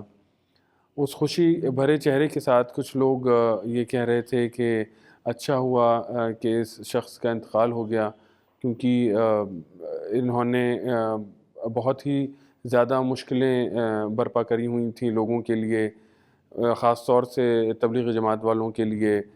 کچھ درگاہ سے تعلق رکھنے والے لوگ بھی تھے اس میں موجود، جو کہہ رہے تھے کہ تبلیغی جماعت والے کافی خوش ہوں گے کیونکہ آپ ان کی بہت برائی کرا کرتے تھے۔ ادھر تبلیغی جماعت کے بھی کچھ بہت ہی مخصوص لوگ تھے اور وہ بھی کافی باتیں کر رہے تھے کہ درگاہ والے بہت خوش ہوں گے، مثلاً کہ الگ الگ باتوں کو وہ کہہ رہے تھے، لیکن وہاں کا جو ماحول رہا وہ بہت ہی زیادہ مکس ماحول رہا، جس میں زیادہ تر لوگ بہت ہی افسردہ حالت میں تھے۔ اور اس کے فوراً بعد میں نے یہ دیکھا کہ لوگ مولانا کی تدفین کی بندوبست کی باتیں کر رہے ہیں کہ کہاں، کب، کیسے، کس طرح سے تدفین کرنی چاہیے، کون کون لوگوں کو آنا چاہیے۔ یہ تمام چیزیں مجھ سے برداشت نہیں ہو پائیں اور میں وہاں سے فرار ہوا، یہ سوچ کے کہ واپس آنا ہوگا، تدفین کی تمام چیزوں کو عمل میں لانا ہوگا، اور میں گھر جا کے کچھ سفید کرتا پاجامہ پہننے کے لیے اور اپنے آپ کو کچھ دلاسا دینے کے لیے میں وہاں گیا۔ واپسی میں میری ایک بہن کو میں نے دیکھا جو مجھے یہ سمجھاتی ہوئی آ رہی تھیں کہ اب جو ہونا تھا وہ ہو گیا، اب آپ کا یہ فرض ہے کہ مولانا کی جو ایک آئیڈیالوجی ہے اور جو مولانا کا ایک مشن ہے اس کو آگے کیسے لے کے جانا ہے۔ میں واپس مولانا کی رہائش پہ آتا ہوں اور وہی مجمع جو چھوڑ کے گیا تھا اسی انداز میں باتیں کرتا ہوا پاتا ہوں، لیکن ان سب کو ایز یوزول میں اوائڈ کرتا ہوا اوپر جاتا ہوں کمرے میں اور دیکھتا ہوں تو مولانا اسی حالت میں لیٹے ہوئے ہوتے ہیں، کوئی موومنٹ نہیں ہے باڈی میں۔ ڈاکٹرز وہاں پہ کھڑے ہوئے ہیں اور وہ بالکل ہوپلیس ہوئے ہوئے ہیں کیونکہ انہیں ایک دھڑکن بھی سنائی نہیں دے رہی ہے۔ ان کے چہرے پہ مایوسی دیکھ کے میری آخری امید کی کرن بھی ختم ہو جاتی ہے اور میں پھر رونا شروع کر دیتا ہوں۔ لیکن اتنی ہی دیر میں میں یہ دیکھتا ہوں کہ مولانا کے جسم میں، جو کہ ابھی تک تقریباً 8 یا 10 گھنٹے سے بے جان وہاں پہ پڑا ہوا تھا، ایک ہلکی سی موومنٹ آتی ہے۔ اس موومنٹ کو دیکھتے ہی میں حیرت زدہ ہو جاتا ہوں اور ایک شوق میں آ جاتا ہوں، اور یہ سوچتا ہوں کہ یہ کیسے پاسبل ہے کہ مولانا کے مردہ جسم میں دوبارہ جان سی جیسے مانو آ رہی ہے۔ اور میں اسی شوق میں مولانا کی طرف دیکھتا ہوں اور اچانک ایک بہت ہی چیخ کے ساتھ جا کے مولانا سے چپٹ جاتا ہوں اور مولانا آہستہ آہستہ اٹھ کے بیٹھتے ہیں اور ایک بہت ہی سکون کے انداز میں آپ مجھے بہت ہی پیار سے اپنے سینے سے لگاتے ہیں، بہت زیادہ پیار کرتے ہیں، مانو کہ جیسے ایک چھوٹے بچے کو سمجھانا چاہ رہے ہوں کہ کچھ نہیں ہوا، سب بخیر ہے، کوئی پریشانی کی ضرورت نہیں ہے۔ فریدہ آپا بھی میرے ساتھ ہیں اور وہ بھی یہ معاملے کو دیکھ کے ایک دم جاتی ہیں اور مولانا سے گلے لگ جاتی ہیں، مولانا انہیں بھی سمجھاتے ہیں، اتنی دیر میں سعدیہ بھی آتی ہیں، سعدیہ بھی سمجھاتی ہیں۔ اس تمام بیچ سی پی ایس کے وہ ممبرز جو دوسرے کمرے میں موجود تھے، جن میں نغمہ، نودیپ، رجت، سوتی، خالد، پریا کافی پریشان حالت میں تھے جب میں وہاں سے گیا تھا، اور میں یہ دیکھ رہا تھا کہ ان لوگوں کے چہرے پہ جب میں چھوڑ کے گیا تھا تو یہ پریشانی تھی کہ کس طرح سے مولانا کے اس مشن کو جو انہوں نے ان کے سپرد کرا ہے آگے لے کے جائیں گے۔ ان تک بھی اطلاع جاتی ہے کہ مولانا کو دوبارہ ایک مومنٹ ہے اور دوبارہ وہ ایک زندگی پا چکے ہیں۔ وہ بھی بھاگتے ہوئے آتے ہیں، جس میں دیکھتا ہوں سب سے پہلے خالد اور پریا آتے ہیں۔ خالد بھی بہت خوشی کے انداز سے اندر آتے ہیں اور پریا ایز یوزول مولانا سے بہت ہی روٹھی ہوئی ہیں اور مولانا سے کہتی ہیں کہ مولانا how can you do this to me, اور مسکراتی ہوئی روتی ہوئی ایک کونے میں کھڑی ہو جاتی ہیں۔ لیکن مانو ان تمام چیزوں کا مولانا پہ کوئی اثر نہیں ہوتا اور وہ اسی انداز سے آہستہ آہستہ اٹھ کے بیٹھ کے ایک گاؤں تکیے کے سہارے بیٹھ جاتے ہیں۔ اتنے میں تمام وہ باہر کا مجمع بھی آپس اندر آتا ہے اور اندر آ کے جو ہے مولانا سے ایک دم مخاطب ہو کے معلوم کرنے کی کوشش میں ہوتا ہے کہ مولانا یہ سب واقعہ کیسے ہوا، کیا ہوا، آپ کی کیسی طبیعت ہے، مگر مولانا اپنے یوزول اسٹائل سے ان لوگوں کو اگنور کرتے ہوئے کہتے ہیں کہ آپ یہ سب باتیں چھوڑیے اور آپ یہ سنیے جو میں آپ کو بتا رہا ہوں۔ اور مولانا وہاں پہ بیٹھے ہوئے لوگوں سے مخاطب ہوتے ہیں اور اسی انداز سے کہ جس طرح سے مولانا ہم لوگوں کو ہماری ذاتی چیزوں کے، ہماری ذاتی پرسنالٹی کے نگیٹو پارٹس کو ختم کرنے کی ہدایت دیتے ہیں، انہی ہدایتوں کو مولانا دوبارہ سے دینا شروع کرتے ہوئے یہ کہتے ہیں کہ ابھی مشن انکمپلیٹ ہے اور ابھی اس مشن کو آگے لے کے جانے کی ضرورت بہت زیادہ ہے۔ اور یہ بات کہتے ہوئے آپ وہاں پہ ایک خاتون بیٹھی ہوتی ہیں، ان سے مخاطب ہوتے ہیں اور کہتے ہیں کہ اگر مجھے یہ معلوم ہوتا کہ آپ میں اتنی زیادہ صفات ہیں تو میں آپ کے لیے بہتری کی دعائیں اور زیادہ کرتا اور آپ کا مقام اللہ تعالیٰ کی نظر میں اور زیادہ بلند ہوتا۔ یہ تمام چیزوں کو میں دیکھتا ہوا بہت حیرت میں ہوتا ہوں اور ایک دم میری آنکھ کھلتی ہے۔ جیسے ہی میری آنکھ کھلتی ہے تو میں بالکل اس کو سمجھ نہیں پا رہا تھا کہ یہ آیا کہ خواب ہے یا واقعی میرے ساتھ پیش آیا ہے۔ ایسا لگ رہا تھا کہ یہ خواب نہ ہو کے ایک حقیقت تھی جس سے میں روبرو ہوا، اور میں نے فوراً مولانا کو فون کرا اور مولانا سے میری بات ہوئی اور میں نے فوراً مولانا سے کہا کہ مولانا آپ جانتے ہیں کہ ہم آپ کو بہت زیادہ چاہتے ہیں اور یہ تمام مشن جو آپ نے ہمارے کندھوں پہ دیا ہے اس کو آگے لے کے جانے کے اسباب ہمیں بتائیں اور آپ اپنی ہدایت سے ہمیں نوازیں۔